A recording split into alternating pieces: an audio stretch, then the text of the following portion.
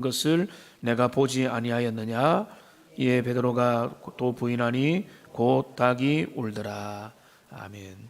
오늘 이 본문의 말씀에 보면 제일 부각되는 것이 우리 베드로가 우리 주님을 모른다고 세 번이나 부인하는 모습입니다. 베드로는 나는 아니다라고 이렇게 두 번 부인하고 세 번째는 베드로가 부인했다 이렇게 표현을 하고 있습니다. 베드로는 두 번 나는 아니다라고 말합니다. 17절에 보면은 나는 아니라라고 이야기를 하죠. 그 다음에 25절 말씀에 보면은 베드로가 부인하여 이르되 나는 아니라라고 말을 하죠. 근데 이 말씀이 공교롭게도 어제 우리가 살펴봤던 예수님께서 그 모든 체포의 현장에서 내가 그니라, 에고 에이미, 내가 그니라라고 너무나 분명하고 당당하게 말씀하셨던 그 세 번의 말씀. 그런데 오늘 베드로는 두 번, 그리고 부인한 횟수로 보면은 세 번을 통해서 나는 아니라라고 비겁하게 부끄럽게 실패하는 모습으로 그가 하는 말을 우리가 보게 되는 겁니다. 그러니까 내가 그니라라고 너무나 거침없이 당당하게 말씀하셨던 우리 주님의 그 선언에 대비해서 바로 이어서 베드로의 믿었던 그 호언장담했던 베드로의 이런 실패하는 그 말이 여기에서 등장하고 있는 것입니다. 우리가 어느 정도 여기 오신 분들은 베드로에 대해서 알지 않습니까? 베드로는 그렇게 나약한 인물이 아니었습니다. 그는 속 좁은 사람도 아니고 아주 내성적인 사람도 아니었고 그가 얼마나 씩씩하고 얼마나 주도적이며 활동적인 사람이었습니까? 그리고 그는 직전에 어떤 일을 했습니까?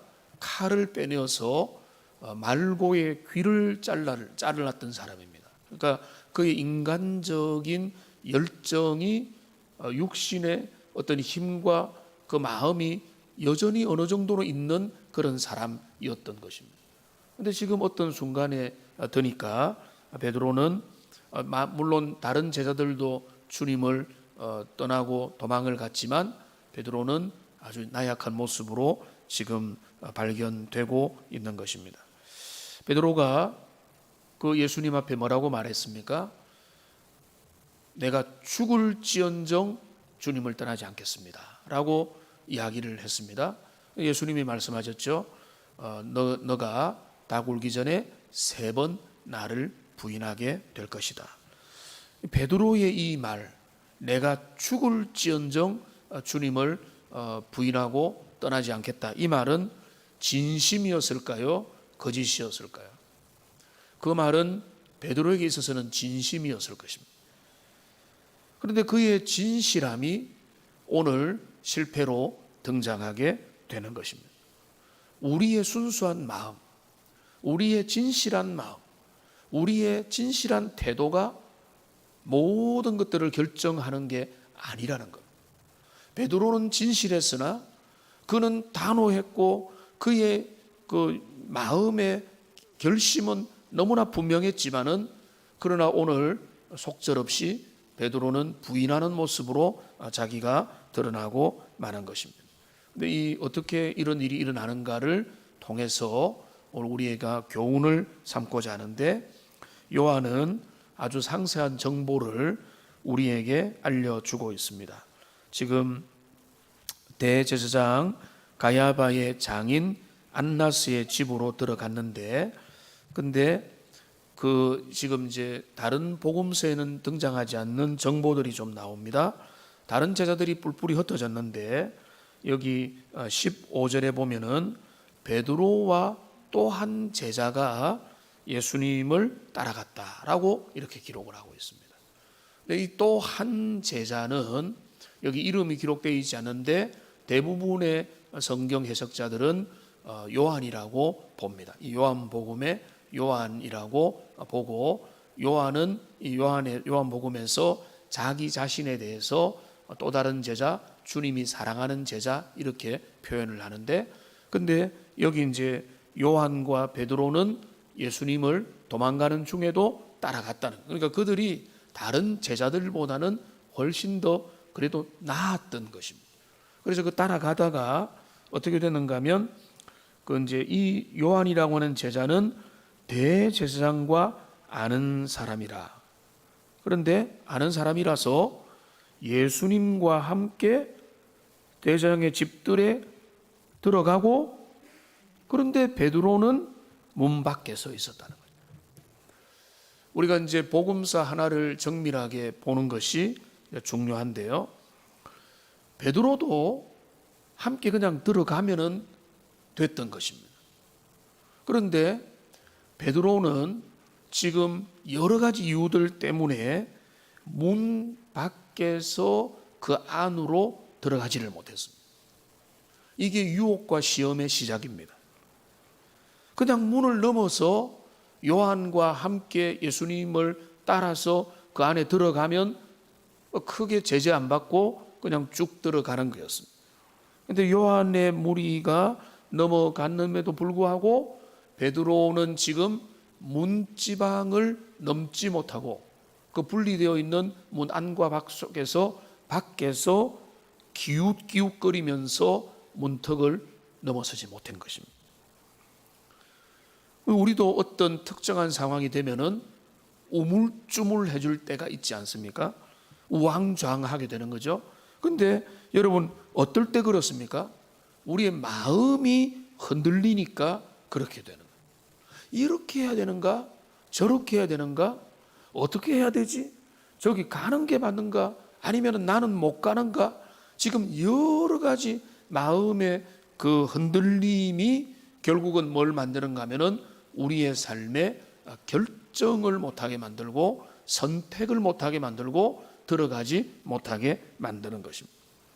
베드로는 문턱을 넘지 못했다 이 말을 그냥 어떤 공간적이고 장소적인 거로만 이해를 한다기보다는 그 베드로가 지금 여기에서 머뭇거렸다라고 이제 봐야 되는 것입니다.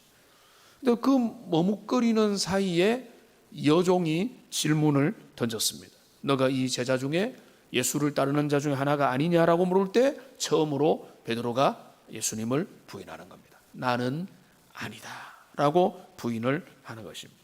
그리고 또 두 번째 부인이 여기 나오는데, 안나스가 예수님을 결박하여 가야바에게로 보냈습니다.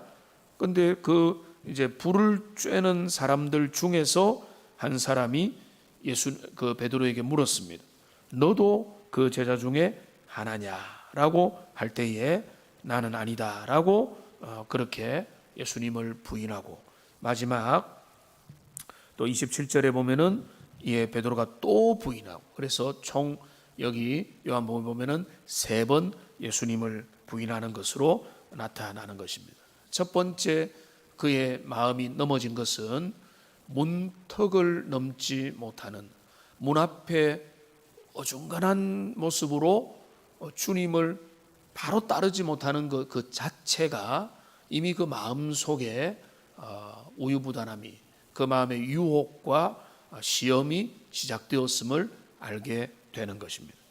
우리가 가만히 생각해 보면 베드로는요, 지금 오늘 이 본문에서 보면 그 여종에게 넘어지고 같이 불 쬐는 사람 앞에서 주님을 부인했습니다. 그러니까 여기 여종과 불 쬐는 사람은 이 묵상하면서 가만히 묵상을 해보니까 영향력이 있는 사람입니까? 없는 사람입니까? 그들은 지금 공적인 영향력을 지니고 있는 사람이 아닙니다. 그들은 큰 힘도 없고 별로 영향력도 없고 그들이 뭔가 신문자나 아주 중요한 공적인 지위의 임무를 맡은 자들도 아닌 겁니다. 그냥 일개 여종이고 일개 옆에서 같이 불 쬐는 그냥 제3자 또는 뭐 직접 당사자가 아닌 그런 사람들이 지나가는 말로 호기심으로 아니면은 그냥 관심을 가지고 물었던 것입니다. 그러니까 제가 드리는 말씀은 지금 베드로를 공적으로 신문을 한 것도 아니고 아주 높은 지위의 사람들이 무서운 어떤 압박을 가한 게 아니었다는 것입니다. 그런데 베드로가 넘어지는 이 모습을 보면은 그는 사소하고 별거 아닌 부분에서 넘어졌다는 것을 우리가 봐야 되는 겁니다. 그러니까 마음이 흔들리면 작은 조약돌 하나에도 우리의 마음이 종잡을 수 없게 되어버리는 것입니다.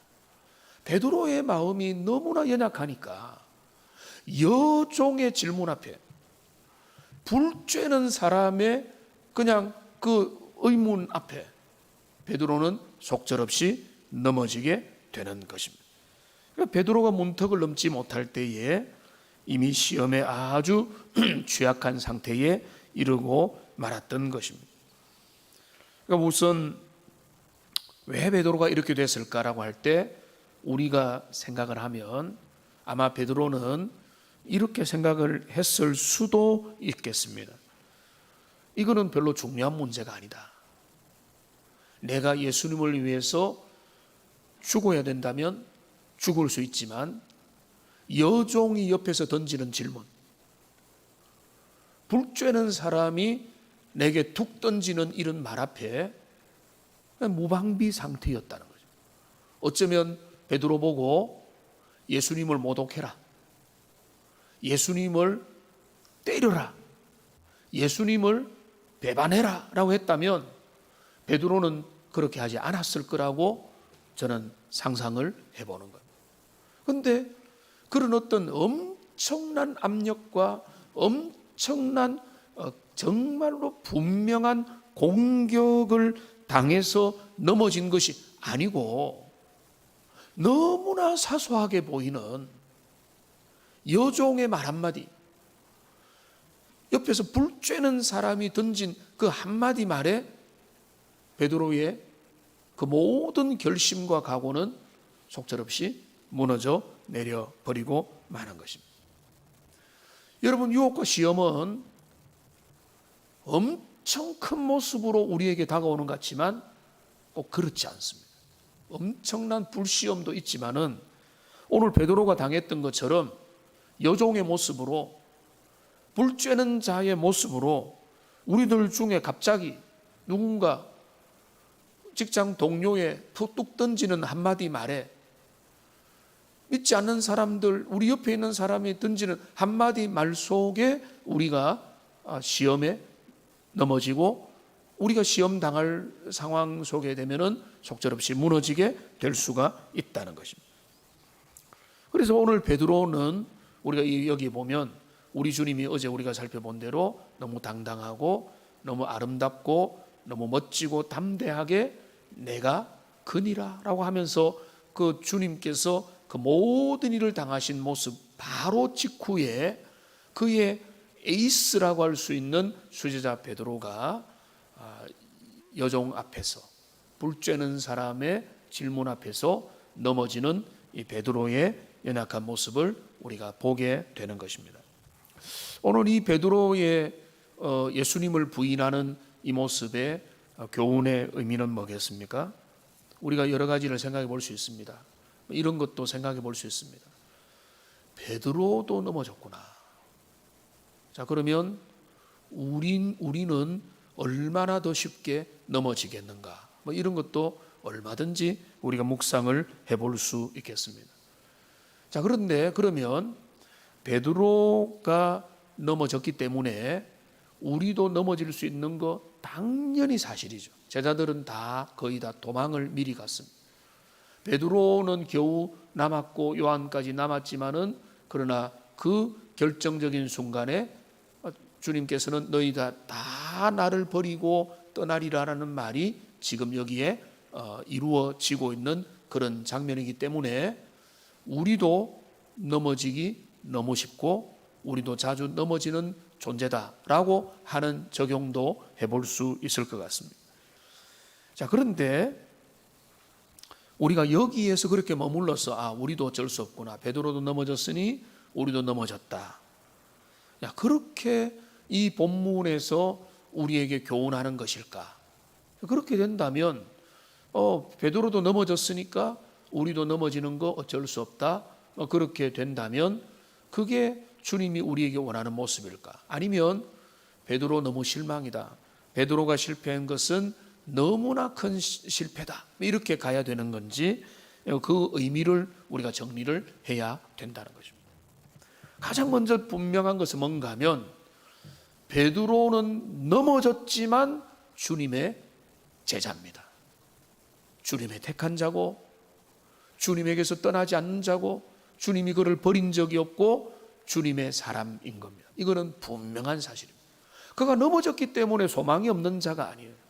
그가 넘어졌기 때문에 하나님의 버림을 받은 자도 아닙니다. 그가 넘어졌지만은 그는 주님의 사랑받은 제자고 주님이 그를 위해서 기도하셨고 그를 위하여 십자가에 달려 돌아가셨고 그를 주님이 끝까지 소망을 두시는 그런 자라고 하는 것입니다.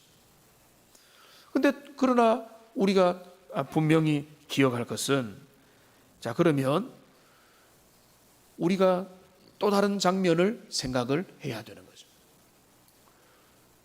베드로가 오늘 이렇게 넘어졌는데 우리 주님의 모든 내용을 부활하시고 난 다음의 모습을 통해서 사도행전 4장에 가면 베드로의 전혀 다른 모습이 나옵니다.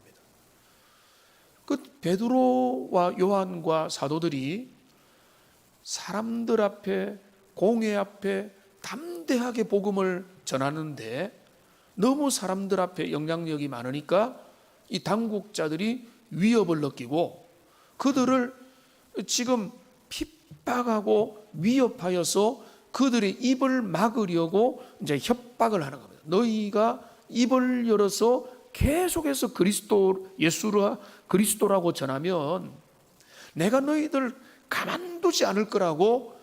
그러니까 지금 여종과 불쬐는 사람들이 던지는 말이 아니라 당국자들이 공적인 공권력을 가지고 베드로와 사도들을 위협했을 때 베드로와 요한이 사도행전 4장 19절에서 20절을 말씀해 보면은 이렇게 말합니다. 베드로와 요한이 대답하여 이르되 하나님 앞에서 너희의 말을 듣는 것이 하나님의 말씀을 듣는 것보다 옳은가 판단하라. 우리가 보고 들은 것을 말하지 아니할 수 없다 하고 라고 이렇게 말을 합니다.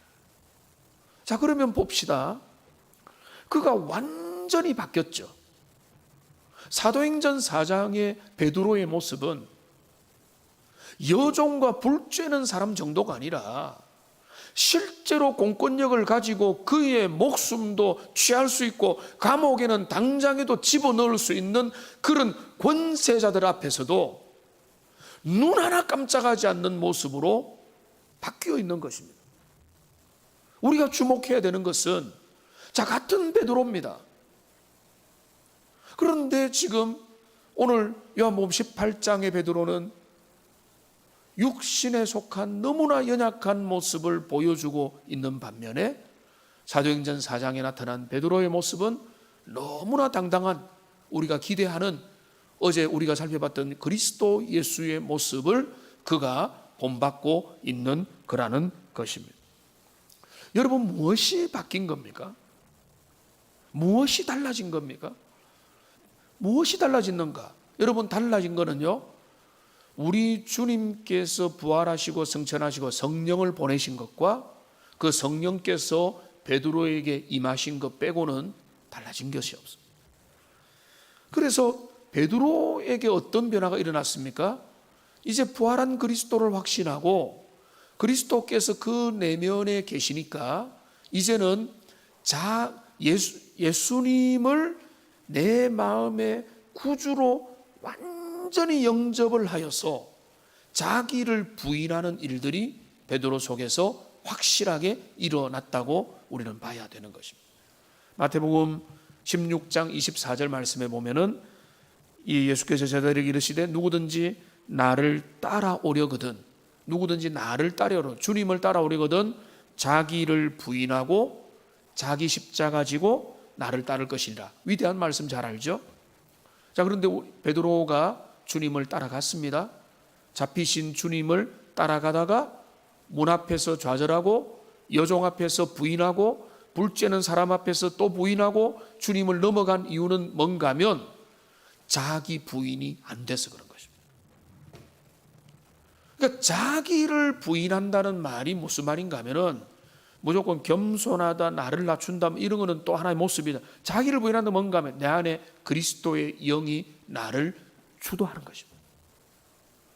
주님께서 내 마음의 중심을 차지하는 것, 내 마음의 주인이 되셔가지고 나를 다스리고 나를 장악하기 때문에 나의 자아, 나의 자존심, 나의 염려, 나의 고민, 나의 어떤 걱정, 나의 어떤 인간적인 생각들이 없는 게 아니라 그런 것들이 이제 내 마음의 중심에서 사라지는 거예요.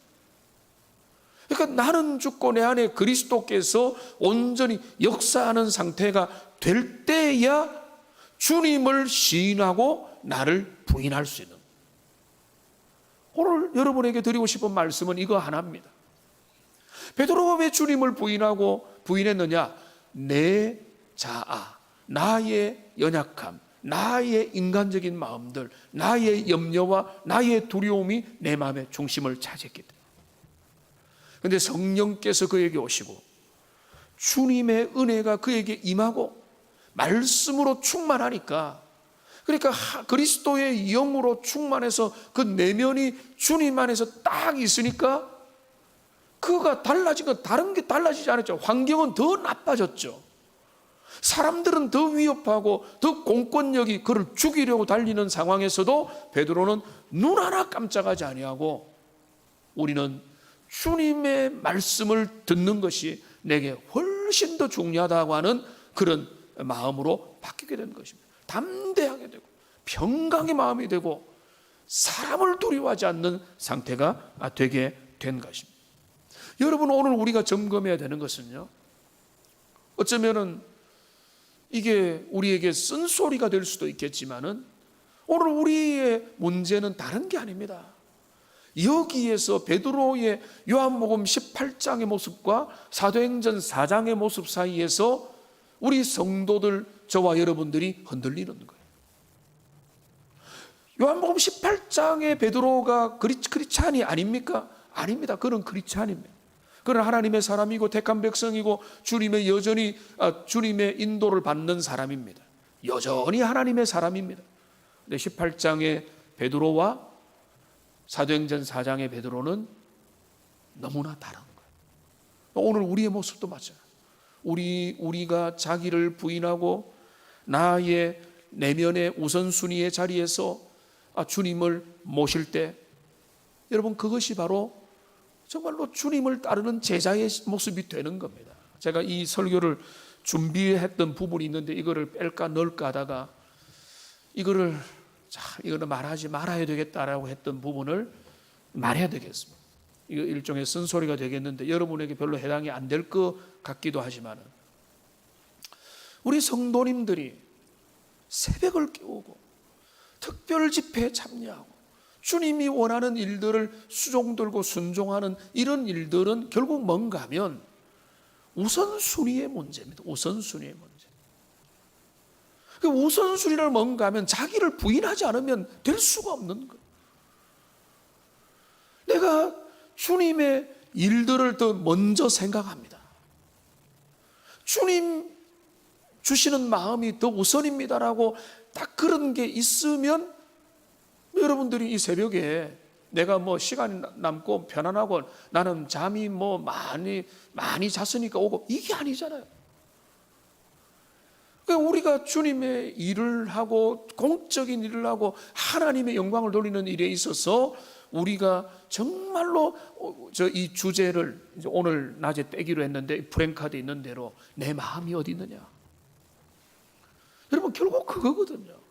우리의 마음에 예수님의 마음으로 가득 차 있으면 환경이 문제가 안 되고 조건이 문제가 아니고 상황이 문제가 안 되고 주님만으로, 주님 안에서 결단하고 헌신하고 달려가는데, 우리의 마음에 인간적인 마음이 가득 차면은 여종과 불죄는 종 앞에서 흔들려 버리는.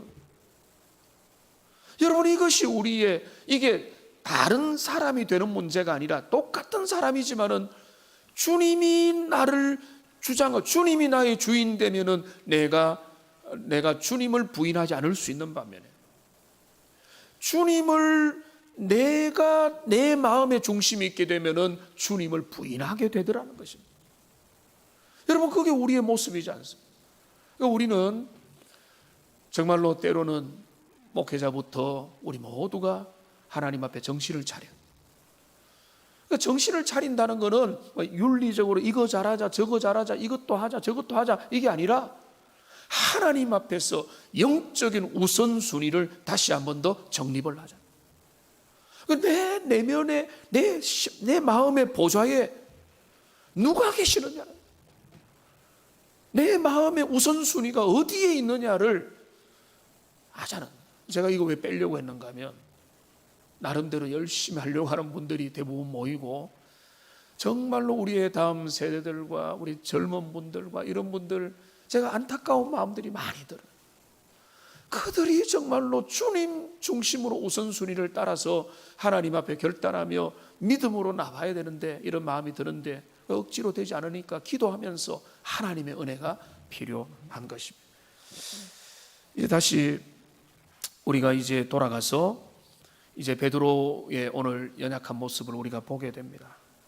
베드로가, 그 당당했던 베드로, 나는 주님을 떠나지 않겠습니다, 버리지 않겠습니다, 나는 목숨까지도 두려워하지 않습니다 했던 베드로가 여종과 불죄는 자 앞에서 무너지는 이 모습, 이거 왜 그런가요? 다른 거 아닙니다. 주님을 그 마음에 모시지, 주님이 나의 중심에 차지하지 못하니까 주님을 부인하게 됩니다.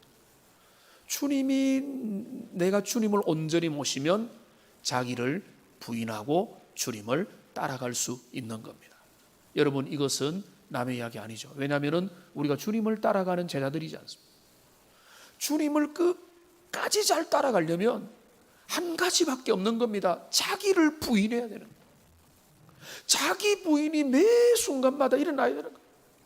목회자도 자기 부인해야 되고, 중직자도 자기 부인해야 되고, 신앙의 연륜이 많으면 더 자기를 부인하면서 주님, 내 안에 그리스도의 은혜만이 자리하기를 원합니다. 이게 내 마음의 중심에 자리할 때, 내 자기 부인이 일어날 때 주님이 영광을 받으시고 이 세상 가운데서 신자의 삶을 걸어갈 수 있는 겁니다. 그래서 베드로는 그 길을 걸어갔고 결국 거꾸로 십자가에 못 박혀서 주님을 영화롭게 하는 삶을 살다가 주님 품으로 간 것입니다. 우리 모두가 그 길을 걸어갈 수 있도록, 여러분, 그러기 위해서 우리가 정말로 오늘 다짐해야 되는 것은 베드로도 연약해서 넘어졌네, 나도 넘어질 수 있지, 이런 핑계가 아니라 주님, 내 안에 정말로 우선순위를 회복하기 원합니다. 내 안에 주님이 온전히 역사하기를 원합니다. 주님보다 앞서는 것, 주님과 경쟁하는 것이 나에게 무엇인지 다시 돌아보면서 하나님 은혜 달라고 간구하고 회개하고 우리의 심령을 주님 앞에 새롭게 하는 복된 하나님의 백성들 다 되시기를 주님의 이름으로 축복합니다. 우리 말씀 생각하면서 우리 마음으로 주님 앞에 고백하겠습니다. 내가 주인 삼은 모든 것 내려놓고 이 찬양 드리겠습니다.